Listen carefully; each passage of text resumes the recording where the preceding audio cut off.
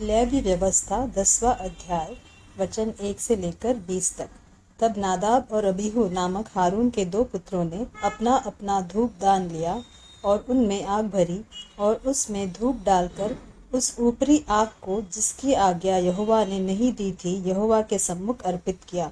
तब यहोवा के सम्मुख से आग निकली और उन दोनों को भस्म कर दिया और वे यहोवा के सामने मर गए।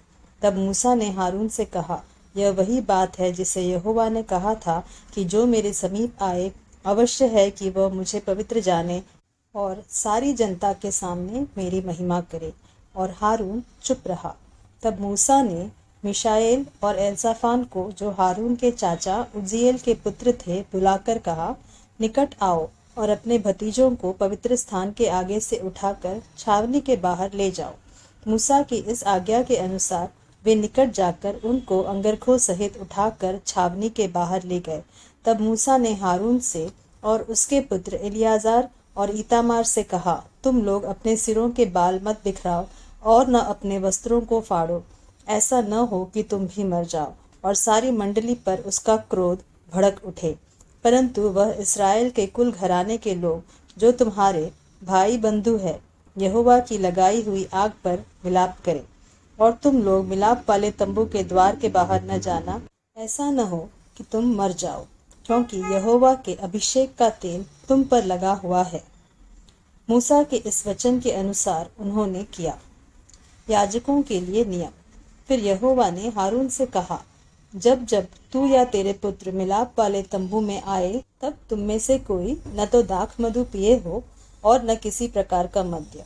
कहीं ऐसा न हो कि तुम मर जाओ। तुम्हारी पीढ़ी पीढ़ी में यह विधि प्रचलित रहे, जिससे तुम पवित्र और अपवित्र में और शुद्ध और अशुद्ध में अंतर कर सको और इस्राएलियों को उन सब विधियों को सिखा सको जिसे यहोवा ने मूसा के द्वारा उनको बता दी है।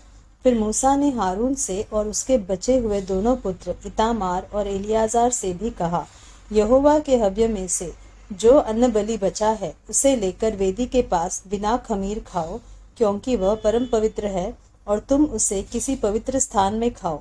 वह यहोवा के हव्य में से तेरा और तेरे पुत्रों का हक है, क्योंकि मैंने ऐसी ही आज्ञा पाई है।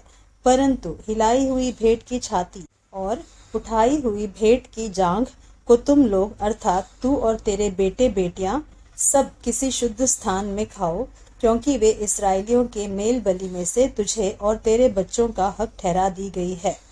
चर्बी के हव्यों समेत जो उठाई हुई जांघ और हिलाई हुई छाती यहोवा के सामने हिलाने के लिए आया करेंगी, ये भाग यहोवा की आज्ञा के अनुसार सर्वदा की विधि की व्यवस्था से तेरे और तेरे बच्चों के लिए है।